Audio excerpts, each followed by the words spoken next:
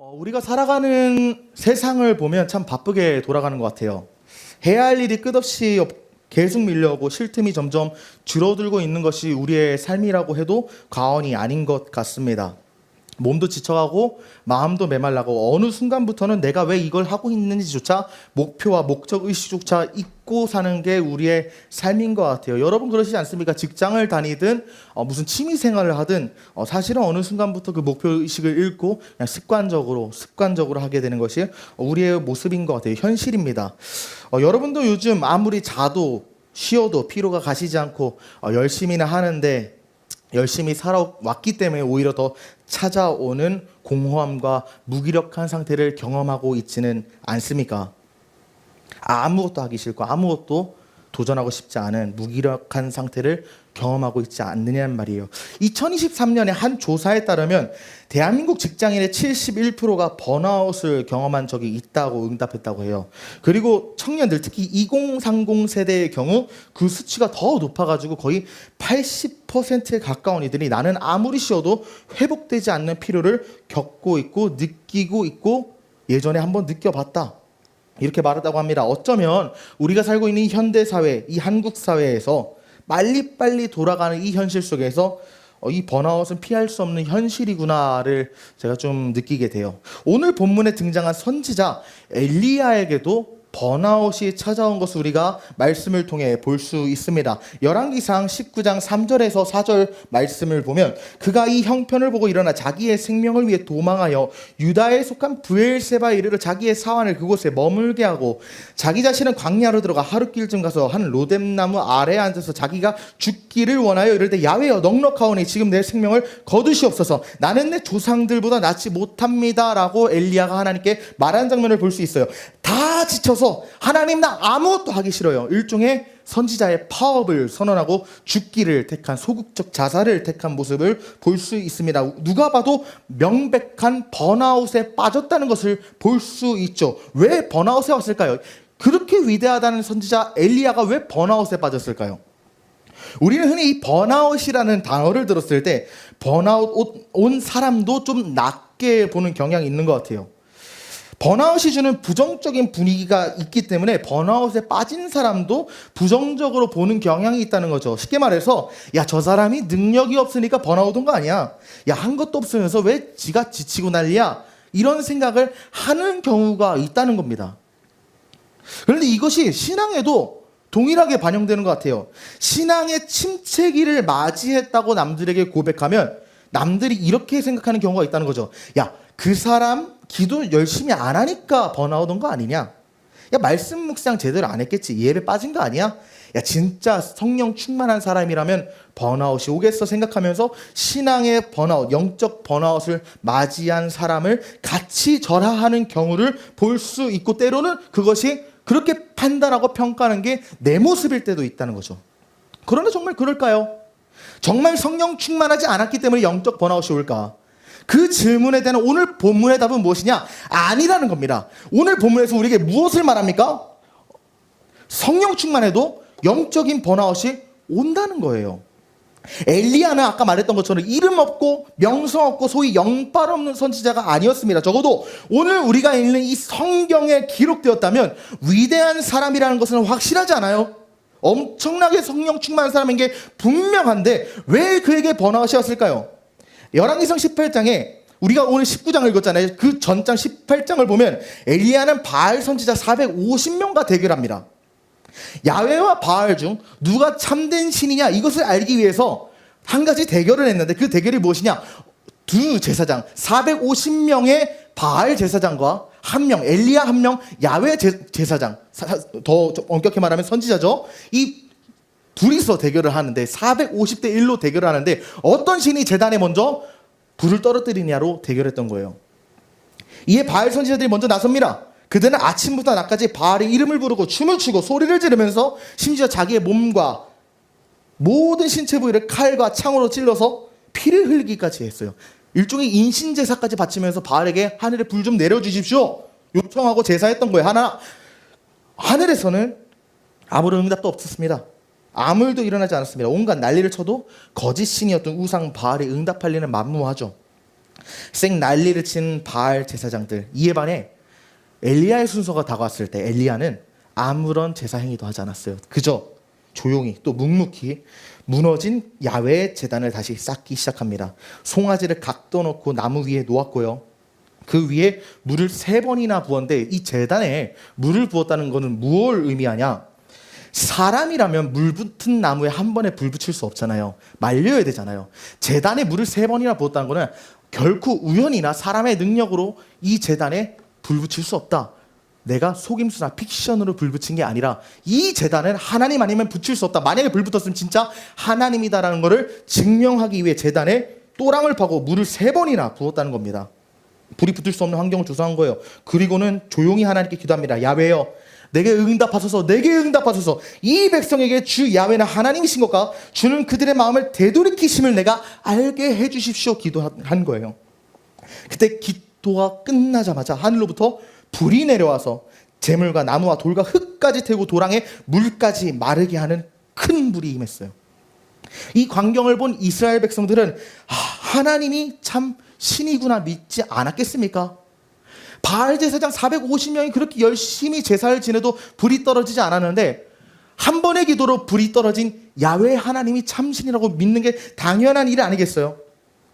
이 사건 때문에 백성들의 마음은 다시금 하나님을 향하기 시작하고요. 그때 엘리야는 바알 제사장 450명을 모두 죽입니다. 거짓 선지자, 거짓 제사장이라는 이유로요. 이스라엘을 정결케 하기 위해 450명을 죽였죠. 이런 면에서 봤을 때 엘리야는 영빨 없는 선지자가 아니에요. 엄청나게 성령으로 충만한 사람이고요. 하나님의 위대한 종입니다. 우리가 무시할 만한 사람 절대 아니고 오히려 우리가 본받고 존경하고 따라야 할 믿음의 위인입니다. 하나님의 능력을 힘입고 각종 기적과 표적을 보인 성령 충만한 엘리야 선지자였어요.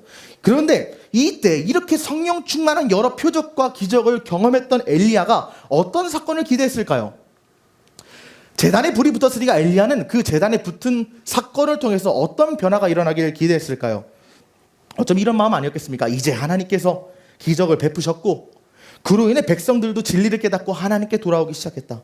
이제 조금만 더 역사하시면 저 더러운 이스라엘 정권, 아합 왕과 악녀 이세벨의 정권도 무너질 수 있겠구나. 하나님을 숭배하지 않고 하나님을 찬양하지 않고 우상을 숭배한 저 악한 이스라엘 정권도 무너지고 새로운 정권도 들어서고 이 민족도 다시 회복돼서 하나님만을 섬기는 백성 될 수 있겠구나. 하나님이 이제 조금만 더 일하시면 된다. 백성들 마음도 돌아왔으니까 이제 저 정권도 무너지고 백성도 완전히 하나님께 돌아갈 수 있게 이제 조금만 역사하시면 된다. 이런 기대를 가졌겠죠. 그러나 이 바알 제사장과 대결 직후에 엘리야에게 벌어진 일은 무엇입니까? 오늘 본문 1절과 2절을 보면 이세벨이 심판받기는커녕 아합 왕의 왕권과 정권이 무너지기는커녕 오히려 더 기세등등해서 이세벨이 엘리야 선지자를 죽이려고 쫓아오는 장면을 볼 수 있어요. 이 엘리야 선지자는 이세벨을 피해 북왕국 수도였던 사마리아에서 이스라엘 최남단 곧 끝이라고 할 수 있는 남유다의 브엘세바까지 갑니다. 오늘날 말로 하면 북한 신의주에서 해남 땅끝마을까지 내려간 거예요. 끝까지 피해갔어요. 그가 하나님을 향해 어떤 마음이 들었겠습니까? 주님, 지칩니다. 내가 언제까지 이 짓 해야 합니까? 하나님이 나의 현실 다스리고 계시다면 어떻게 이렇게 일을 아무것도 안 하실 수 있어요? 아니 얼마 전에 제단에 불을 떨어뜨려서 백성들 민심도 돌아왔겠다. 하나님 여기서 조금만 더 일하시면 저 악한 아합과 이세벨 정권도 무너지고 우리 민족도 다 바뀔 것 같은데 왜 일 안 하세요? 다 된 밥인데 왜 하나님 밥 떠먹여주지를 못할 망정 왜 이 다 된 밥에 재 뿌리십니까? 왜 안 도와주십니까? 다 된 밥인데 하나님이 일하지 않아서 엎어지고 있습니다. 이제 저 이세벨이라는 여자가 죽기는커녕 나를 죽이려고 쫓아옵니다. 하나님 이러실 수 있습니까? 정말 이러깁니까? 살아 계시다면서요. 그런데 왜 일 안 하세요? 왜 우리 조국과 민족 위에 아무것도 안 하세요? 하나님께서 조금만 더 도와주시면 완전히 상황이 뒤집힐 텐데 조금만 개입하시면 이 나라 더러운 정치인들도 다 심판받고 이 땅 회복될 텐데 백성들도 깨어났고 민심도 돌아오고 하나님도 분명히 함께 역사하셨는데 여기서 조금만 도와주면 될 일을 왜 도와주지 않아서 오히려 내 생명을 위협받게 하시네요. 하나님께 따지는 엘리야의 모습이죠. 어쩌면 이 마음이 최근 많은 일을 겪은 여기 계신 저와 여러분의 마음일 수도 있겠다는 생각을 해요. 하나님 왜 일 안 하십니까? 왜 하나님 다 돌아왔는데 다 된 밥에 죄를 뿌리십니까? 이 마음이 바로 엘리야의 마음이었다는 거예요. 그렇게 열심히 섬기고 그렇게 열심히 일했건만 이제 조금만 더 밀어주시고 일하시면 다 바뀔 것 같은데 도와주지 않는 하나님이 이해가 안 돼요. 이제는 그 이해되지 않는 하나님을 섬기고 싶지도 않고 그분을 위해 일하고 싶지도 않은 게 바로 엘리야였습니다. 그래서 엘리야는 이제 하나님을 떠나기로 작정하고 제일 끝 브엘세바까지 나갔지만 더 나아가 브엘세바의 자신의 사환 종을 거기에 버리고 세상 다 등지고 하나님과 그분이 주신 사명 버릴 것 다 결정하고 광야로 들어갑니다. 사람, 사명, 그리고 하나님까지 자신의 전부 다 내던지고 광야로 들어온 엘리야. 이제는 삶의 목적과 의미도 잃어버리고 자신의 생명이 있는 이유조차 의미를 찾지 못하고 죽기로 결심해요. 충동적으로 목숨을 끊고자 하는 마음이 엘리야에게 찾아옵니다. 마침 광야에서 하루 동안 걷다 보니까 저 멀리 로뎀나무, 우리말로 하면 쌀인나무, 작은 쌀인나무가 하나 보입니다. 충동적으로 죽고 싶은 마음이 크게 밀려온 엘리야는 그래, 저기 가서 내가 죽어야겠다. 로뎀나무에 도착하여 그 나무 아래 누워 하나님께 이렇게 말하죠. 자기 자신은 광야로 들어가 하룻길 좀 가서 한 로뎀나무 아래에 앉아서 자기가 죽기를 원하여 이르되 야훼여 넉넉하오니 지금 내 생명을 거두십시오. 나는 내 조상들을 낳지 못합니다. 하나님, 나는 내 조상 모세 아브라함처럼 안 되나 봅니다. 내가 그렇게 노력했는데 난 내 조상처럼 위대하게 쓰임받기엔 글렀나 봐요. 나는 안 되는 놈입니다. 나 쓰지 마세요. 나 이제 아무것도 할 수 없고 하기도 싫습니다. 다 포기하고 싶습니다. 그냥 죽여주십시오. 다 끝났습니다. 영적인 번아웃에 빠져서 모든 것을 다 포기하고 그저 죽기만을 기다리는 엘리야의 모습이었어요. 그런데 그때 하나님이 엘리야에게 찾아와서 이렇게 말씀하십니다. 로뎀나무 아래에 누워 자더니, 그러니까 죽기를 결정하고 그냥 말라 죽기 결정하고 뻗은 거예요. 천사가 그를 어루만지며 그에게 이르되 일어나서 먹으라. 본즉 머리맡에 숯불에 구운 떡과 한 병 물이 있다. 이에 먹고 마시고 다시 누웠더니 야훼 천사가 또 다시 어루만지며 이르되 일어나 먹으라. 네 갈 길을 다 가지 못할까 하노라. 여러분 기억하십시오. 주님이 함께 하시면 다 끝난 내 삶도 다시 시작된다는 거예요. 지금 엘리야는 다 끝났다고 자포자기하면 죽기를 결단했습니다. 모든 것 내어던지고 삶의 목적과 방향 잃어버린 채 하나님도 거부하며 누워 있었어요. 더는 기도하지도 않았습니다. 더는 기대하지도 않았습니다. 그저 조용히 죽기만을 기다릴 뿐입니다. 다 자포자기한 상태였어요. 엘리야가 얼마나 깊은 영적 침체, 영적인 번아웃에 빠졌는가를 볼 수 있는 대목이 하나 있습니다. 바로 로뎀나무입니다. 우리가 흔히 로뎀이라는 단어를 들을 때 로뎀을 따뜻하게 느낍니다. 로뎀나무 카페, 로뎀 식당 이런 상호로도 많이 쓰이고 저희 은혜교회가 처음 개척했을 때 교회가 들어갔던 상가 이름도 로뎀 빌딩. 많은 사람들이 쉼을 생각하고 평안과 회복을 떠올리기 때문에 이 로뎀을 따뜻하게 생각하는데요. 사실 이 로뎀의 정확한 히브리어 원어의 의미를 살피면 그렇게 따뜻한 뜻 아닙니다. 로뎀의 원뜻은 시궁창, 진흙, 보잘것없음, 비천함을 상징해요. 그렇다면 엘리야가 이 로뎀나무 아래에 누워 죽기를 결정한 것은 무엇을 의미합니까? 아무것도 희망이 없다. 다 포기한 내 삶을 보잘것없는 비참한 상태다. 시궁창 같고 진흙 같은 내 삶. 이렇게 무너진 내 삶에 더 이상 소망도 미래도 없다. 다 끝났다. 그런데 바로 그 자리, 시궁창과 같고 보잘것없고 비천했던 로뎀나무 그 아래에서 엘리야가 모든 것을 포기한 그 자리에서 하나님이 찾아오시고 이렇게 말씀하시는 거죠. 로뎀나무 아래 누워 자더니 천사가 그를 어루만지며 이르되 일어나서 먹으라. 하나님은 자신의 사명도 소명도 그리고 하나님까지도 버렸던 엘리야를 책망하지 않았다는 거예요. 왜 이렇게 나약해? 너 내가 누군지 알아? 왜 일 안 해? 이렇게 따지지 않았다는 거예요. 그저 아무 말 없이 일으키면서 그를 어루만졌습니다. 마치 어머니가 지친 자녀를 다그치거나 혼내지 않고 쓰다듬듯 하나님은 엘리야의 상한 마음을 그저 말없이 묵묵히 만지셨다는 거예요. 어머니가 어루만지는 것은 무엇을 뜻할까요? 그래, 네 속상한 거 다 안다. 너 지친 거 내가 다 안다. 많이 힘들지. 나한테 많이 실망했지. 나 다 알아. 그러고는 숯불에 구운 떡과 한 병의 물, 그것으로 하나님의 엘리야를 먹이세요. 여러분 기억하십시오. 때로는 우리의 삶이 무너집니다. 신앙도 무너집니다. 믿음도 무너집니다. 엘리야와 같이 때로는 성령 충만할지라도 이 땅에서 살아가는 우리의 믿음은 산산조각 날 때가 있어요. 사명 소명은 둘째고 하나님마저 싫어지는 때가 찾아와요. 그럼에도 우리 주님께서는 우리를 떠나지 않고 나와 함께 하신다는 거면 내 삶 주변에 아무도 없이 단절된 것처럼 느껴지고 시궁창같이 쓰레기같이 비천하고 보잘것없이 느껴지는 나의 삶의 순간순간에도 우리 주님은 떠나지 않고 함께 하셨다는 거예요. 그런데 엘리야는 하나님께서 떡과 물을 먹이고 일으키시는데 다시 누워버립니다. 인간의 회복이 한 번에 회복되지 않는다는 거예요. 그런데 우리 주님은 그것까지 이해하시고 천사가 다시 찾아가죠. 다시 그를 어루만지며 말합니다. 일어나 먹으라.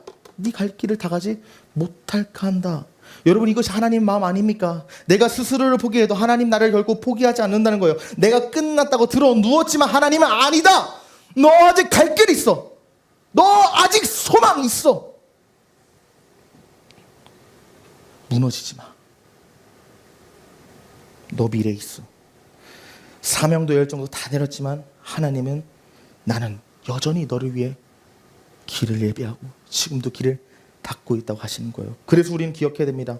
주님이 함께 하시면 다 끝난 내 삶도 다시 회복된다는 거예요. 내가 무너지고 깨져 산산조각 날지라도 그곳에 하나님의 사랑은 꼽히고 나를 회복시키며 나를 일으키십니다. 사랑하는 여러분, 혹시 여러분들 영적으로 탈진하셨습니까?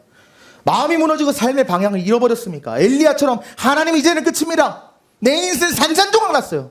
무너졌어요. 포기하세요. 나도 이제 더 이상 그렇게 살고 싶지 않아요. 말하고 계십니까? 다 무너진 삶이 할지라도 주님은 당신을 떠나지 않고 당신의 삶에 꽃을 피우십니다. 주님께 나오십시오. 이렇게 조금 회복된 엘리야가 다시금 일어나 길을 떠나기 시작합니다. 8절의 말씀입니다. 이에 일어나 먹고 마시고 그 음식물의 힘을 의지하여 40주 40야를 가서 하나님의 산 호렙에 이르렀다 하는데요. 엘리야는 하나님이 주신 음식물의 힘을 의지하여 걸어갔고 마침내 호렙산에 걸어갑니다. 호렙이 어디입니까? 모세가 하나님으로부터 십계명을 받았던 산 시내산이 북이스라엘에서는 호렙이라 불렀고 남유다에서는 시내라고 불렀어요. 똑같은 산이에요. 시내산에 간 거예요. 하나님의 말씀을 받았던. 엘리야가 지금 하나님의 깊은 임재와 말씀을 만나기 위한 여정을 걸어가고 있다는 것을 우리는 이 시내산을 가고 있다는 것을 통해 알 수 있습니다. 하나님께서 이제 엘리야가 시내산 이 호렙까지 이르기 위해서 떡과 물을 주셨는데 분명히 떡과 물은 엘리야에게 큰 은혜였어요. 죽을 뻔한 엘리야가 광야에서 말라 죽지 않고 탈진하지 않고 쓰러지지 않게 물과 떡을 줬기 때문에. 그런데 이 음식 뭐라고 말합니까? 음식물의 힘을 의지하여 호렙에 갔다고 합니다. 이 음식은 단지 호렙으로 가는 힘이 됐을 뿐이지 이 엘리야의 내면 전체를 회복시키지 못한다는 거예요. 하나님 함께 하신다는 사실을 지각할 수 있어요. 자각할 수 있어요. 알 수 있어요. 그런데 아는 것만으로 여러분의 삶이 완전 회복은 안 된다는 거예요. 왜 완전 회복되지 않았는가를 우리가 볼 수 있냐면 브엘세바에서 이 엘리야가 뻗었던 이 브엘세바 광야에서 호렙까지 일반적으로 10일 정도면 갈 수 있는 거리예요. 그런데 엘리야가 40일이나 걸렸다고 합니다. 이건 단순히 그냥 먼 길을 걸었다는 의미가 아니에요. 걸어가는 내내 그가 얼마나 많은 고뇌를 했고 얼마나 많이 번민했고 얼마나 많이 방해했는가를 볼 수 있는 요소 아니겠습니까? 이스라엘도 광야 여정 2주면 갈 수 있는 가나안 땅이었지만 40년이 걸렸다는 거, 하나님 앞에서 방황해서 40년이 걸린 거 아닙니까? 엘리야도 똑같았다는 거예요. 10일이면 갈 길이었지만 내 마음이 아직 하나님을 향해 확정되지 않고 온전히 회복되지 않아서 방황했어요. 육체가 움직일 정도 회복됐지만 마음이 여전히 무너져 있었기 때문에 완전히 회복된 상태가 아니었다는 것이죠. 여기서 우리가 붙들어야 할 진리가 있습니다. 잠시 잠깐에 하나님이 함께 계신다는 이 위로가 우리의 영혼을 근본적으로 치료하지는 못한다는 거예요. 진정한 회복은 호렙산에 가야지 일어납니다. 로뎀나무 아래는 은혜의 출발점이 맞아요. 하나님이 날 일으키신 은혜의 시발점입니다. 그러나 영혼의 깊은 회복은 하나님의 임재가 머무는 호렙에 가야지 가능하다는 겁니다. 그렇다면 여러분에게 오늘 호렙은 무엇입니까? 여러분 각자의 삶에 하나님이 주신 호렙산은 어디에 있습니까? 말씀 앞에 다시 서는 자리 아닙니까? 하나님이 이스라엘 백성들에게 말씀을 주신 산이 호렙산이었다면 여러분에게 말씀을 주시는 그 자리가 바로 여러분에게 주신 호렙산 아니겠습니까? 말씀 앞에 다시 서십시오. 기도로 무너진 마음을 하나님께 다시 쏟아놓으십시오. 참된 예배를 통해 그분의 얼굴과 임재를 대면하십시오. 우리가 진짜 회복되기 위해서는 하나님이 함께 계신다는 그냥 단순한 감정적인 위로가 아니라 그분과의 깊고 진한 만남이 있어야 된다는 거예요. 그리고 그 만남은 어떤 현상이나 체험이 아니라 그분과 말씀을 통해서, 기도를 통해서, 예배를 통해서 이루어진다는 겁니다. 사랑하는 여러분, 혹시 지금 여러분은 로뎀나무 아래 계십니까? 지쳐 누워있고 모든 것이 끝났다고 누워있습니까? 그렇다면 오늘 하나님이 여러분을 호렙으로 부르고 있다는 사실을 기억하십시오. 그분의 임재 앞에 다시 서야 합니다. 그분의 말씀 앞에 다시 마음을 열어야 합니다. 그때 비로소 우리의 삶이 회복되고 다시 시작된다는 겁니다. 그렇게 호렙에 나갈 때 내 삶이 완전한 회복을 경험하게 된다는 것이죠. 이렇게 호렙산에 도착하게 된 엘리야가 이제 하나님 앞에 서게 되는데 9절입니다. 엘리야가 그곳 굴에 들어가 거기서 머물더니 야훼의 말씀이 그에게 임하여 이르시되 엘리야 네가 어찌하여 여기 있느냐. 예전에 이 본문을 볼 때마다 저는 이렇게 생각했어요. 하나님이 사명을 잃고 도망친 엘리야를 책망하시는구나. 하나님의 분노가 섞인 질문이구나. 그런데 이번에 설교 준비하면서 이 본문을 다시 한번 깊게 보니까 그게 아니더라고요. 준비하다가 문득 아주 오래전 제가 4살 때의 일이 떠올랐습니다. 약간 트라우마로 남아있어서 어릴 때인데 기억에 남아있더라고요. 어릴 때 제 4살 될 때 엄마 따라서 엄마 손잡고 재래시장을 한번 간 적이 있어요. 제가 송파구 살았을 때 송파구에도 재래시장이 있답니다. 제가 재래시장에 갔는데 얼마나 신기했는지 눈에 보는 모든 것에 마음을 빼앗겼어요. 어릴 때니까 뭐 다 신기하죠. 그 중에서 그 빨간 다라이에 미꾸라지가 있는 거예요. 시장에.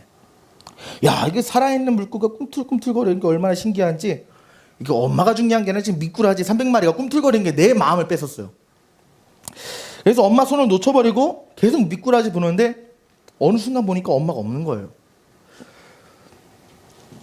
그렇게 한참이 지난 뒤에야 사람들 사이에 내가 혼자 있는 것을 알게 됐고 그 자리에 주저앉아 엉엉 울기 시작했습니다. 엄마 어디 있어? 엄마 어디 갔어? 그리고 잠시 후 엄마 소리치고 엄마를 찾던 제 앞에 숨이 차도록 달려온 우리 내 엄마가 나타났어요. 눈물이 가득 고인 얼굴로, 얼굴이 빨갛게 달아온 상태로 저를 부둥켜 안으며 이렇게 말씀하시고, 아가 많이 무서웠지? 어디 갔었어? 네가 여기 왜 있어? 엄마를 따라왔어야지. 그때 엄마가 저한테 했던 그 말은 화난 어른의 꾸지람이 아니었어요. 아들을 잃어버린, 아들을 생이별한 어머니의 떨리는 목소리, 그리고 그리움과 안도와 사랑이 섞인 눈물이 가득한 따뜻한 부름이었습니다. 그 기억이 떠오르니까 하나님의 이 질문, 너가 어찌하여 여기 있냐, 이 질문도 이렇게 들리더라고요. 아가, 많이 힘들었지? 많이 무서웠지? 너가 여기 어찌하여 있느냐? 나는 너를 가장 존귀하게 여기고 나는 너를 가장 사랑하고 너를 가장 귀하게 생각하는데 너는 왜 지금 그 존귀함을 잃은 채 이곳에 있어?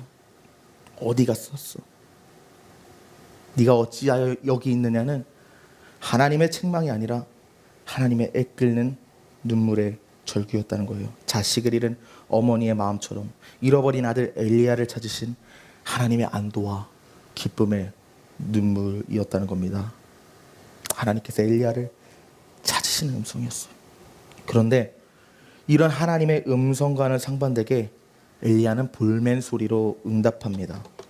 열왕기상 10장 10절에 이렇게 나와요. 엘리야가 대답하였다. 나는 이제까지 주 만군의 하나님만 열정적으로 섬겼습니다. 그러나 이스라엘 자손은 주님과 맺은 언약을 버리고 주님의 제단을 헐었으며 주님의 예언자들을 칼로 쳐서 죽였습니다. 이제 나만 홀로 남아있는데 그들은 내 목숨마저도 없애려고 찾고 있습니다. 하나님, 여기 내가 왜 있냐고요? 하나님, 몰라서 물으세요? 하나님, 감성에 호소하지 마십시오. 내가 지금까지 얼마나 하나님 열심히 섬겼는지 하나님 아시죠? 모르면 안 됩니다. 모르면 양심이 없는 거죠. 내가 지금 모든 고생 다 해가면서 하나님 섬겼습니다. 그건 하나님도 아셔야 합니다. 모르시면 안 돼요. 그런데 내가 이렇게 열심히 섬김 결과가 뭡니까? 내가 열심히 하나님 섬기면 뭐합니까? 이스라엘 백성들을 여전히 하나님 버리고 하나님의 선지자 다 죽였습니다. 이제는 선지자 나 하나 남았는데 이제 나까지 죽이려고 해요. 그런데 내가 왜 여기 있냐고요? 몰라서 물으십니까? 양심 없으세요? 엘리야는 여전히 하나님이 이해가 안 됐다는 거예요. 왜 일하지 않으셨습니까? 이 질문이 사라지지 않았어요. 그때 하나님이 이렇게 말씀하십니다. 야훼께서 이르시되 너는 나가서 야훼 앞에서 산에 서라 하시니 야훼께서 지나가시는데 야훼 앞에 크고 강한 바람이 산을 가르고 바위를 부수나 바람 가운데 야훼께서 계시지 아니하며 바람 후에 지진이 있으나 지진 가운데서도 야훼께서 계시지 아니하며 또 지진 후에 불이 있으나 불 가운데서도 야훼께서 계시지 아니하더니 불 후에 세미한 소리가 있는지라 강한 바람이 산을 갈랐습니다. 바위를 부쉈습니다. 지진과 불이 임했는데 이 장면은 정통적으로 구약 성경에서 하나님이 임할 때 나오는 현상들이에요. 하나님이 임하실 때 나오는 대표적인 현상이 바위가 깨지고 산이 갈라지고 지진이 나고 불이 나는 장면들이에요. 그런데 오늘 본문에서는 그런 기적 같은 초자연적인 현상이 일어났음에도 불구하고 하나님이 계시지 않았다고 우리에게 말하고 있습니다. 이것은 우리에게 무엇을 알려줍니까? 하나님은 언제나 나와 함께 하셨다는 거예요.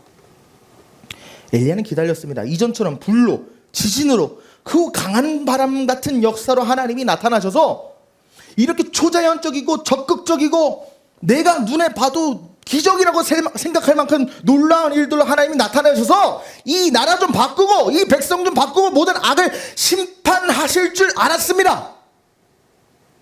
그런데 놀랍게도 성경이 이렇게 말해요. 바람 가운데 야훼께서 계시지 않고 지진 가운데서 계시지 않고 불 가운데도 계시지 않았다. 우리가 기대한 방식으로 하나님이 일하지 않을 때 우리는 하나님이 나를 버리신 줄, 하나님이 나와 함께하지 않는 줄 압니다.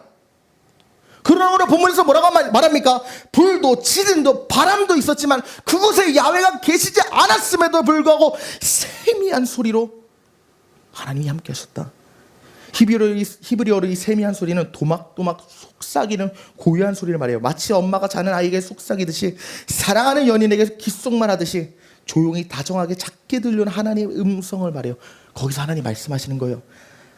엘리야야, 내가 너를 몰랐던 게 아니야. 내가 너와 함께하지 않았던 게 아니야. 네가 고통 중에 있을 때, 네가 도망치고 있을 때, 네가 로뎀나무 아래에서 쓰러져 있을 때조차 나는 너와 함께 있었어. 강한 불, 지진, 바람 그렇게 내가 느껴지지 않을지라도 세미한 소리와 같이 나는 언제나 너와 함께 있었어. 지금 국가가 돌아가는 모습, 백성들도 어느 정도 일어났지만 내가 일하지 않는 것처럼, 도와주지 않는 것처럼 느껴지지 아니야. 너가 생각하는 큰 불, 큰 기적, 큰 역사는 아닐 수 있어도 나는 지금도 너가 보지 못한 그곳에서 너를 위해 일하고 있어. 사랑하는 여러분, 혹시 지금 삶의 응답도 기적도 없고 아무 일도 일어나지 않는 것처럼 느껴집니까? 기도해도 울부짖혀도 하나님이 아무 말씀 없으시고 내 삶도 조국도 조국교회도 그저 하나님이 방관하는 것처럼 느껴지진 않습니까? 왜 하나님이 일하지 않는가? 왜 응답하지 않는가? 우리는 묻고 또 묻습니다. 그러나 기억하십시오.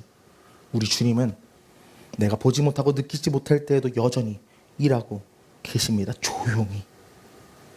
그러나 확실하게 실패가 없게 그 먼 훗날에 날 실망시키지 않게 하나님의 뜻을 이루고 계십니다. 실제로 엘리야는 호렙산 사건 이후 하나님의 위대한 일들을 다시 경험하게 돼요.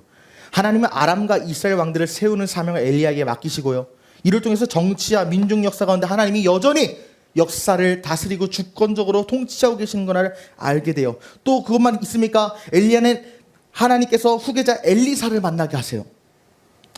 나 빼고 다 죽었습니다 생각했지만 하나님께서 목절의 영감을 부으실 후계자 엘리사를 예비하고 계신 것을 만나면서 하나님의 능력과 은혜가 끊어지지 않고 다음 세대에 계속 이어지게 하신다는 것을 발견하게 됩니다. 또 그렇습니까? 엘리야는 자기 혼자라고 생각했지만 하나님이 이미 바알에게 무릎 꿇지 않은, 입을 맞추지 않은 7,000명의 사람을 예비하고 있음을 그제서야 알게 됩니다. 어쩌면 하나님이 일하고 계시지 않았던 게 아니라 엘리야가 원하는 방식의 틀에 하나님을 가둬놓으니 이미 일하고 계신 하나님이 보이지 않았던 거예요. 이제 자신의 하나님에 대한 틀을 부숴버리니까 그제서야 내 틀 밖에서 일하고 계셨던 하나님이 보이기 시작했습니다. 우리는 알지 못하지만 하나님은 여전히 주님의 일꾼들을 예비하시고 우리가 모르는 곳에서 우리가 보지 못하는 방식으로 하나님의 나라를 세워가고 계시고 엘리야가 받은 이 은혜가 우리에게도 오늘 여전히 임하고 있다는 사실을 기억하십시오. 엘리야와 우리가 동일하게 하나님의 크신 섭리 안에 있다는 거예요. 왜 그럴까요? 엘리야에게만 특수한 사건이 아니었어요. 여러분에게도 동일한 사건이 있습니다. 왜 그런가? 히브리서 4장 15절을 보십시오. 우리에게 뭐라고 말씀하십니까? 우리에게 있는 대제사장 예수 그리스도는 우리의 연약함을 동정하지 못하실 이가 아니요 모든 일에 우리와 똑같이 시험을 받으신 이로되 죄는 없으니라. 그러므로 우리는 긍휼하심을 받고 때를 따라 돕는 은혜를 얻기 위하여 은혜의 보좌 앞에 담대히 나아갈 것이라고 말합니다. 하나님의 엘리야의 낙심과 무너짐을 꾸짖지 아니하시고 이해하시며 사랑으로 품으시고 회복하셨던 것처럼 그 이면에서 늘 엘리야를 위해 일하셨던 것처럼 우리에게 당신에게 찾아가신 성자 예수 그리스도 또한 나의 연약함을 아시고 꾸짖지 아니하시고 품으시고 동정하시고 내가 왜 지치고 낙심하고 기도하지 못하는지 공감하시고 그것만 함께 짊어지고 계시다는 거예요. 그러므로 우리는 지금 이 순간에도 하나님께 도움받을 자격이 돼 있습니다. 자격이 없다고 느껴질 때도 사랑과 인애가 많으신 우리 구주 예수께서는 이미 여러분과 함께 하시고 그 예수님의 이름을 의지하여 은혜의 보좌 앞에 담대히 나갈 때 우리에게 큰 역사를 베푸신다는 거예요. 빌보스에서 우리에게 이렇게 말합니다. 너희 안에 착하신 일을 시작하신 이가 그리스도 예수의 날까지 이루실 줄은 우리가 확신한다. 때를 따라 돕는 은혜를 날마다 우리에게 주사 우리를 드린 예수 그리스도는 지금도 당신의 삶에 함께 하시고 보이지 않을지라도 시작하신 이가 나 죽는 날까지 책임을 지시고 이루어진다는 거예요. 당신의 삶을 이뤄가시며 당신의 삶을 완성시키기 위해 자신의 전부를 거신 예수 그리스도가 당신과 함께 하십니다. 그러므로 주님을 의지하십시오. 예수님을 의지하십시오. 어둡고 혼탁한 세상, 답이 보이지 않는 현실이랄지라도 유일한 소망 대신 예수님을 의지하여 믿음으로 돌파하십시오. 엘리야가 야훼께 나갔듯이 우리도 예수님을 의지하여 달려갈 때 내 인생을 이미 붙드시고 주관하고 계셨으며 앞으로도 이뤄가실 우리 구주 예수님의 크신 인자와 사랑과 은혜를 여러분이 만나게 될 것입니다. 말씀을 마무리합니다. 엘리야는 그 누구보다도 충만하고 위대한 하나님의 사람이었습니다. 그러나 예상과는 다른 결과 앞에 무너지고 말았습니다. 그러나 하나님은 그를 정죄하지 않고 조용히 다가 어루만지며 회복의 영을 다시 시작할 기회를 주셨습니다. 우리도 때로는 사명도 열정도 사라진 채로 느껴지고 하나님조차 침묵하시는 것처럼 나의 삶이 느껴질 때가 많습니다. 그러나 오늘 우리는 확신할 수 있습니다. 하나님은 우리가 기대한 방식이 아닐지라도 언제나 나와 함께 하시고 내 삶 가운데 가장 깊숙한 곳에 계셔서 내 삶을 이루고 계신다는 거예요. 시궁창 같은 내 인생의 자리를 할지라도 사랑을 피워내시고 무너진 틈 가운데서도 회복의 씨앗을 심으사 하나님의 사랑을 꽃 피우는 분이 우리 주님이십니다. 그러니 사랑하는 여러분, 지금이 바로 은혜의 보좌 앞에 담대히 나갈 시간입니다. 우리가 끝났다고 말하는 그 자리에서 시궁창 보잘것없는 로뎀의 자리에서 하나님은 다시 시작하십니다. 우리가 포기한 진흙탕에서 하나님은 꽃을 피우신다는 거죠. 이제 다시 하나님께 조용히 마음을 엽시다. 작은 숨결처럼 들려오는 하나님의 세미한 음성을 듣고 큰 역사로 보이지 않을 때도 있지만 그럼에도 분명히 존재하시는 하나님의 말씀을 붙잡고 그분이 예비하신 회복의 길을 향해 한 걸음 한 걸음 걸어갑시다. 무너진 틈에도 사랑 반드시 꽃핍니다. 당신의 삶에 그 사랑이 영원히 아름답게 꽃피기를 간절히 축복합니다.